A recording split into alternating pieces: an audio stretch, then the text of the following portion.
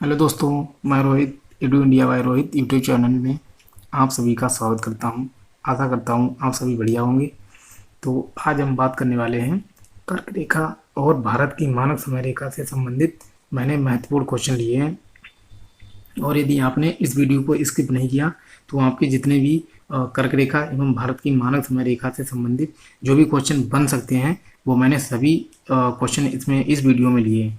और प्लीज़ इस वीडियो को स्किप ना करें और पूरी वीडियो को देखें, जिससे कि आपके जो भी क्वेश्चन बन सकते हैं वो आपके एग्ज़ाम में फंस जाएं। तो हम अपनी वीडियो को प्रारंभ करते हैं।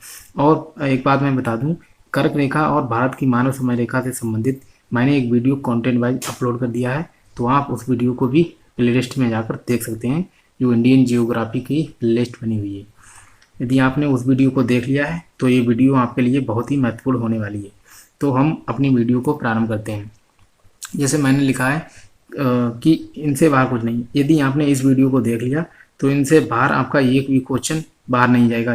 यदि आपने इस वीडियो को और जो कंटेंट वाइज वीडियो थी उसको दोनों को देख लिया तो एक भी क्वेश्चन आपका इनसे बाहर नहीं जाएगा। ठीक है, तो हम अपनी वीडियो को प्रारंभ करते हैं। यदि बात करें तो इसमें लिखा है कि कर्क रेखा किसे कहते हैं। जब हम कर्क रेखा के बारे में पढ़ ही रहे हैं तो पहले ये तो जान लें कि कर्क रेखा कहते किसे हैं। हालांकि मैं आपको पहले उस वीडियो में बता चुका हूँ। तो जैसे ये होती है 0 डिग्री, आपको कई बार मैं बता चुका हूँ, तो आप समझ चुके होंगे कि 0 डिग्री अक्षांश को हम विषुवत रेखा कहते हैं। विषुवत रेखा या भूमध्य रेखा। तो विषुवत रेखा के उत्तर का भाग जो मतलब उत्तर का जो पार्ट होता है, जैसे मैं बना के दिखा देता हूँ। ये हो गई पृथ्वी, ठीक है, पृथ्वी समझ लो आप, ये कोई पृथ्वी। और विषुवत रेखा के ऊपर का भाग हो जाता है उत्तरी गोलार्ध और नीचे का दक्षिणी गोलार्ध। ठीक है, तो क्या है कि 23.5 डिग्री उत्तरी अक्षांश, जैसे कि ये है 0 डिग्री अक्षांश, और इसके जब ऊपर जाते हैं तो 23.5 डिग्री अक्षांश पड़ता है। तो 23.5 डिग्री उत्तरी अक्षांश, उत्तरी अक्षांश, ठीक है, 23.5 डिग्री उत्तरी अक्षांश को हम कर्क रेखा कहते हैं। और यदि बात करें जैसे मकर रेखा, इसी प्रकार से दोनों तरफ स्थितियाँ होती हैं विषुवत रेखा के दोनों तरफ। यदि 23.5 डिग्री दक्षिणी अक्षांश की बात करें तो वो हो जाता है मकर रेखा। तो कर्क रेखा किसे कहते हैं वो मैंने आपको बता दिया, 23.5 डिग्री उत्तरी अक्षांश। अब बात करते हैं नेक्स्ट क्वेश्चन की। यदि हम नेक्स्ट क्वेश्चन की बात करें, भारत के कितने राज्य कर्क रेखा पर स्थित हैं। तो भारत के मैंने बताया कि 8 राज्य जो हैं, 8 राज्य भारत के कर्क रेखा पर स्थित हैं। अब हम बात करते हैं जो 8 राज्य हैं उनके बारे में मैं नीचे आपको बता दूंगा, और कितने कितने भारत के कितने राज्य कर्क रेखा पर स्थित हैं वो मैंने आपको बता दिया कि 8 राज्य हैं। भारत के किस राज्य की राजधानी कर्क रेखा पर स्थित है। तो झारखंड की राजधानी, झारखंड की राजधानी है रांची। ठीक है, रांची जो है वो कर्क रेखा पर स्थित है और ये झारखंड की राजधानी है। पूछा गया कि भारत में पश्चिम से पूर्व कर्क रेखा पर स्थित राज्यों को क्रम से लगाइए। मैंने उस प्रकार से क्वेश्चनों को सेट किया है जिस प्रकार से एग्जाम में क्वेश्चन पूछे जाते हैं। जैसे लिखा है कि भारत में पश्चिम से पूर्व कर्क रेखा पर स्थित राज्यों को क्रम से लगाइए, मैंने क्वेश्चन बनाया है। ठीक है, अब मैं आपको बता देता हूँ कि पश्चिम से पूर्व सबसे पहले पड़ता है गुजरात। ठीक है, पश्चिम से बात कर रहे हैं। इसके बाद आता है गुजरात, के बाद आता है राजस्थान, राजस्थान के बाद आता है मध्य प्रदेश, मध्य प्रदेश के बाद आता है छत्तीसगढ़, छत्तीसगढ़ के बाद आता है झारखंड, और झारखंड के बाद आता है पश्चिम बंगाल, और इसके बाद आता है त्रिपुरा, इसके बाद आता है मिजोरम। ठीक है, तो मैंने आपको वो 8 राज्यों की स्थिति थे, 1 2 3 4 5 6 7 और 8 राज्य हो गए, और ये 8 के 8 कर्क रेखा पर स्थित है। जैसे नंबर 1 पे है गुजरात। ठीक है, पश्चिम से पूर्व की ये स्थिति है और एक क्रम से है। गुजरात, पहला गुजरात पड़ता है, दूसरा राजस्थान, तीसरा मध्य प्रदेश, चौथा छत्तीसगढ़, 5वां झारखंड, छठा पश्चिम बंगाल, 7वां त्रिपुरा और 8वां मिजोरम। तो ये 8 राज्यों की स्थिति है पश्चिम से पूर्व। और मैंने जैसे नीचे भी लिखा है तो आपको मैंने क्वेश्चन समझाने के लिए लिख दिया है कि पूर्व से पश्चिम की भी स्थिति बताइए। तो यदि आपने इनको मिजोरम से स्टार्ट करके उल्टा ऐसे चालू कर दिया, जैसे मिजोरम, ठीक है। मिजोरम के बाद आता है त्रिपुरा, ठीक है। त्रिपुरा के बाद आता है पश्चिम बंगाल। तो इस प्रकार से मतलब आपको पूर्व से पश्चिम करके आप 8 राज्य लिख सकते हैं। तो मतलब दोनों तरह के क्वेश्चन मैंने आपको बता दिए हैं। तो इस प्रकार से भी क्वेश्चन पूछे जाते हैं एग्जाम्स में। तो मैंने दोनों प्रकार के ही क्वेश्चन इसमें रखे हैं। यदि आपने इनकी स्थिति याद कर ली तो आपके कोई भी क्वेश्चन बाहर नहीं जाएगा। अब हम बढ़ते हैं नेक्स्ट क्वेश्चन। वह अक्षांश रेखा जो भारत को 2 बराबर भागों में विभाजित करती है। तो मैंने कोई भी क्वेश्चन ऐसा नहीं लिया है जो क्वेश्चन पूछा ना गया हो, या मतलब संभावित सभी प्रकार के क्वेश्चन मैंने लिए हैं। वह अक्षांश रेखा जो भारत को 2 बराबर भागों में विभाजित करती है, जैसे कर्क रेखा है, कर्क रेखा, ठीक है। आपको मैं बता दूंगा कि कर्क रेखा है जो भारत को 2 बराबर भागों में विभाजित करती है, जैसे 23.5 डिग्री उत्तरी अक्षांश के रूप में कहते हैं। तो 23.5 डिग्री उत्तरी अक्षांश कर्क रेखा भारत को 2 बराबर भागों में विभाजित करती है। अब हम बात करते हैं नेक्स्ट की, जैसे नेक्स्ट हमारा क्वेश्चन है कि भारत का मानक समय कौन सा देशांतर है, किस देशांतर को भारत का मानक समय के नाम से जानते हैं, ठीक है। तो हालांकि मैं बता चुका हूँ कि हमारे भारत का जो देशांतरीय विस्तार है 68 डिग्री 7 मिनट से लेकर पूर्वी देशांतर से लेकर 97 डिग्री 25 मिनट पूर्वी देशांतर तक मतलब हमारे भारत का विस्तार है। और यदि इन दोनों का आप अवसर निकाल लेंगे तो आपको भारत का मानक समय मिल जाएगा। तो मैं बता देता हूँ 82.5 डिग्री पूर्वी देशांतर, ठीक है। 82.5 डिग्री पूर्वी देशांतर को हमारे भारत का मानक समय के रूप में हम पढ़ते हैं, ठीक है। अब हम बात करते हैं नेक्स्ट की, भारत की मानक समय रेखा पर कितने राज्य स्थित हैं। भारत की मानक समय रेखा, जिसे अगर अंग्रेजी में कन्वर्ट करें तो इंडियन स्टैंडर्ड टाइम के नाम से भी, इंडियन स्टैंडर्ड टाइम एवं इंडियन स्टैंडर्ड लाइन के नाम से भी पढ़ सकते हैं। और भारत की मानक समय रेखा पर कितने राज्य स्थित हैं, तो 5 राज्य स्थित हैं, ठीक है। 5 राज्य भारत की मानक समय रेखा पर स्थित हैं। और बात करें जैसे आपको कर्क रेखा के बारे में तो पता ही है कि 8 राज्य स्थित हैं, और कौन कौन से हैं वो भी बता चुके हैं। तो 5 राज्य कौन कौन से हैं, मैं इनकी स्थिति उत्तर से दक्षिण आपको बता देता हूँ। जैसे उत्तर से मैं बताऊं, हालांकि मैंने एक क्वेश्चन लिया है कि भारत की मानक समय रेखा पर स्थित राज्यों को उत्तर से दक्षिण लगाएं, तो मैं उस क्वेश्चन में आपको बता दूंगा। अब हम आगे बढ़ते हैं। भारत की मानक समय रेखा ग्रीनविच, जो कि ग्रीनविच मीन टाइम जिसे कहते हैं, जो कि लंदन में स्थित है। मैंने जो देशांतर वाली अक्षांश एवं देशांतर वाली वीडियो बनाई थी उसमें मैंने इसके बारे में बहुत ही अच्छे से बताया था, तो मैं इसमें भी बता देता हूँ। ग्रीनविच मीन टाइम उसे कहते हैं, जैसे जिस प्रकार से, जैसे ये है भूमध्य रेखा, ठीक है। भूमध्य रेखा पृथ्वी को 2 बराबर गोलार्धों में विभाजित करती है, जैसे उत्तरी गोलार्ध और दक्षिणी। इसी प्रकार से एक है 0 डिग्री देशांतर, ठीक है। 0 डिग्री देशांतर जिसे हम ग्रीनविच मीन टाइम या फिर लंदन में स्थित है, और इसके द्वारा क्या होता है कि इससे पूर्वी एवं पश्चिमी गोलार्ध में विभाजित किया जाता है। जो इधर का एरिया होता है पूरा, इसे हम पश्चिमी गोलार्ध के नाम से जानते हैं, और जो इधर का पूरा गोलार्ध होता है इसे हम पूर्वी गोलार्ध के नाम से जानते हैं, ठीक है। तो इस प्रकार से, और हमारा भारत कहाँ स्थित है, तो भारत हमारा उत्तरी एवं पूर्वी गोलार्ध में स्थित है। तो मैंने इससे संबंधित जो भी बातें थी वो बता दी आपको।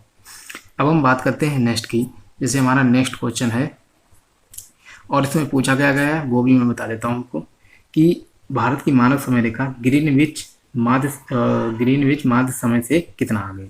तो मैंने बताया था कि 5.5 घंटे, ठीक है। 5.5 घंटे हमारा भारत का मानक समय ग्रीनविच मीन टाइम, या इसे कहते हैं प्रधान यामोत्तर रेखा के नाम से भी जानते हैं। तो इससे 5.5 घंटे हमारा भारत आगे है, ठीक है। अब हम बात करते हैं नेक्स्ट की, भारत का मानक समय अंतर्राष्ट्रीय तिथि रेखा से कितना पीछे है। तो हमारे भारत का जो मानक समय है वो अंतर्राष्ट्रीय तिथि रेखा से कितना पीछे है, ये पूछा गया है। हालांकि ये क्वेश्चन आपने कहीं पढ़ा नहीं होगा, लेकिन मैंने इसको भी ऐड किया है क्योंकि ये बहुत ही महत्वपूर्ण क्वेश्चन है। तो अंतर्राष्ट्रीय तिथि रेखा से मैंने बताया था कि जो 5.5 घंटे भारत का मानक समय ग्रीनविच से आगे, उसमें कितना जोड़ें कि 12 हो जाए, तो 6.5 घंटे, ठीक है। तो 6.5 घंटे जब हम जोड़ते हैं तो 12 हमें प्राप्त हो जाते हैं। और एक बात बता दूं आपको, जब 12.5 प्राप्त हो जाते हैं, ठीक है, अब जो 6.5 घंटे हमने जोड़े हैं इतना ही मतलब भारत का मानक समय अंतर्राष्ट्रीय तिथि रेखा से इतना ही पीछे है, ठीक है, तो ये मैं समझाना चाहता था एक ट्रिक के द्वारा। तो 6.5 घंटे अंतर्राष्ट्रीय तिथि रेखा से हमारे भारत का मानक समय पीछे है, और ग्रीनविच से हमारा भारत का मानक समय 5.5 घंटे आगे। ठीक है, अब हम बढ़ते हैं नेक्स्ट। भारत की मानक समय रेखा उत्तर प्रदेश में कहाँ से गुजरती है? पूछा गया है कि भारत की मानक समय रेखा उत्तर प्रदेश में कहाँ से गुजरती है। हालांकि शायद मुझसे मैंने कंटेंट वाली वीडियो डाली थी, उसमें शायद मैं भूल गया था, तो मैं इसमें बता देता हूँ कि भारत की मानक समय रेखा उत्तर प्रदेश में इलाहाबाद के निकट जो है नैनीगंज से निकलती है, नैनीगंज एवं मिर्ज़ापुर। ठीक है, नैनीगंज मिर्ज़ापुर के इलाहाबाद के निकट नैनीगंज एक स्थान है एवं मिर्ज़ापुर इन दोनों से के पास से ही निकलती है। पूछा जाता है कि भारत की मानक समय रेखा उत्तर प्रदेश में कहाँ से निकलती है, तो इलाहाबाद के नैनीगंज मिर्ज़ापुर स्थान से निकलती है। बात करते हैं नेक्स्ट की, भारत की मानक समय रेखा पर स्थित राज्यों को उत्तर से दक्षिण लगाइए। अब मैं बता देता हूँ जो 5 राज्य हैं उनकी स्थिति को मैं बता देता हूँ।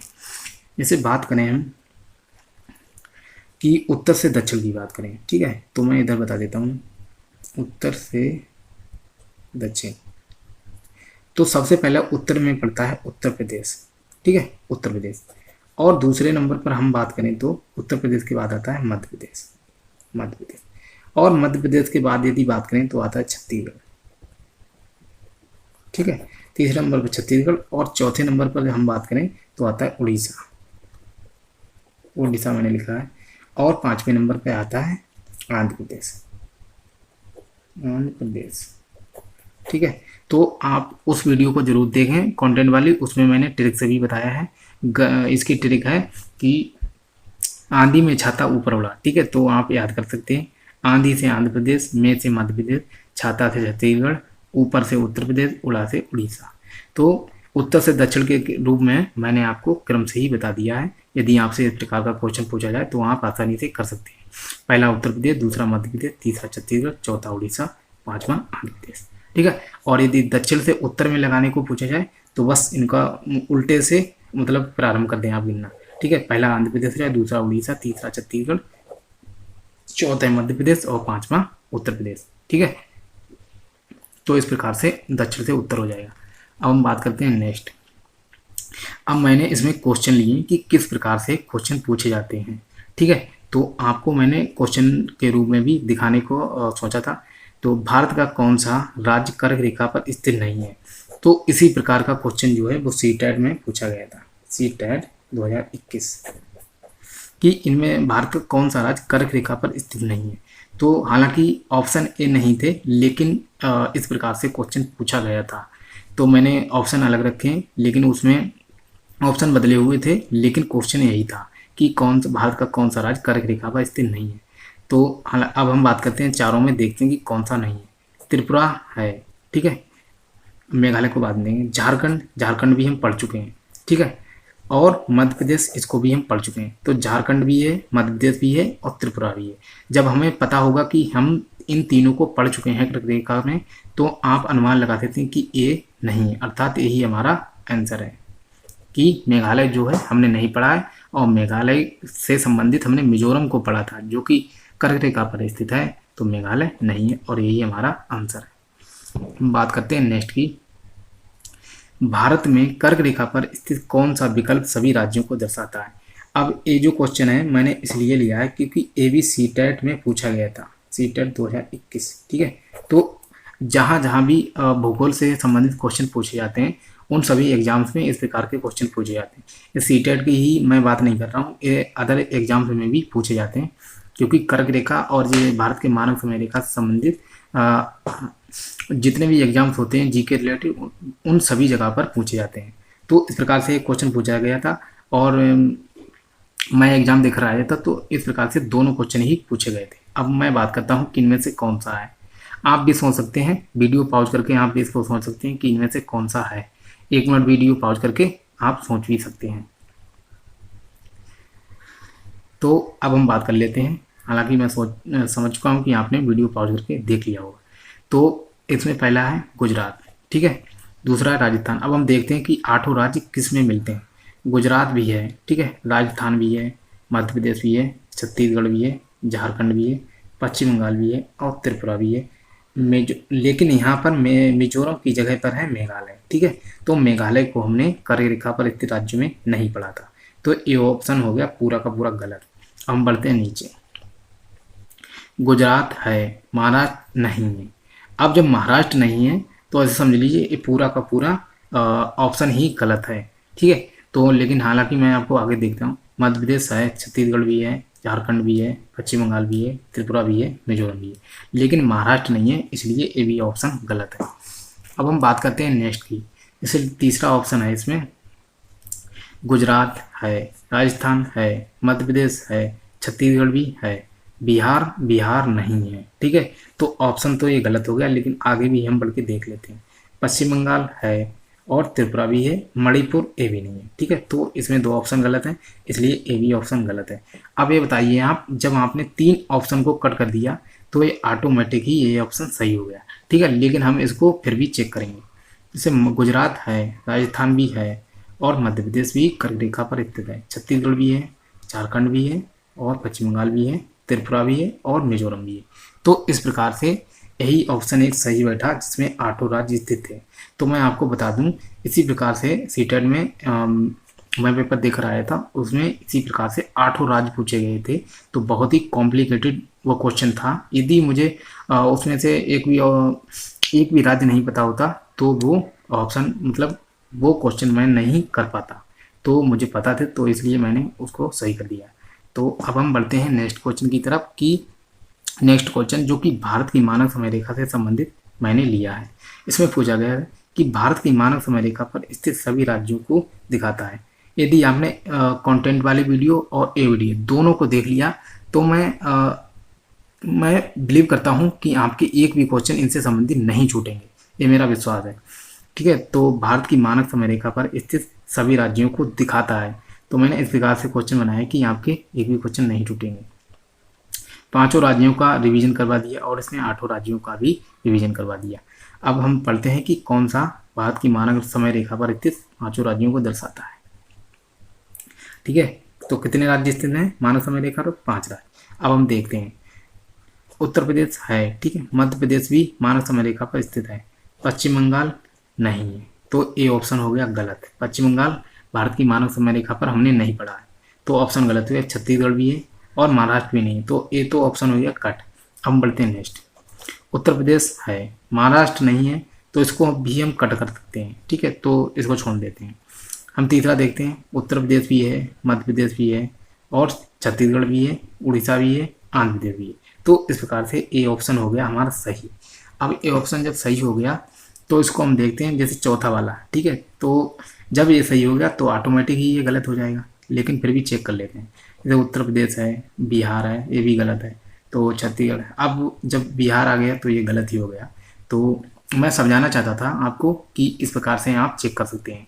जब इसमें एक भी ऑप्शन गलत हो गया तो पूरा का पूरा विकल्प ही गलत होगा। इसमें पश्चिम बंगाल नहीं था, इसमें महाराष्ट्र नहीं था और इसमें बिहार नहीं था। तो इस प्रकार से अगर आपने इनको सही से पढ़ा है तो आपके कोई भी क्वेश्चन गलत नहीं होंगे, ये मैं आपको बता देता हूँ। तो आशा करता हूँ कि वीडियो आपको पसंद आएगा और प्लीज़ इस वीडियो को पूरा देखें, जिससे कि आपके जितने भी कॉन्सेप्ट हैं वो सभी समझ में आ जाएंगे। तो आशा करता हूँ कि वीडियो पसंद आएगा आपको। यदि पसंद आ रहा है तो इस वीडियो को लाइक करें और इस वीडियो को शेयर भी कर दें, जिससे कि जो भी लोग कंपटीशन की तैयारी करते हैं उनके लिए ये बहुत ही हेल्पफुल होगा। तो मिलते हैं नेक्स्ट वीडियो में, तब तक के लिए जय हिंद, वंदे मातरम।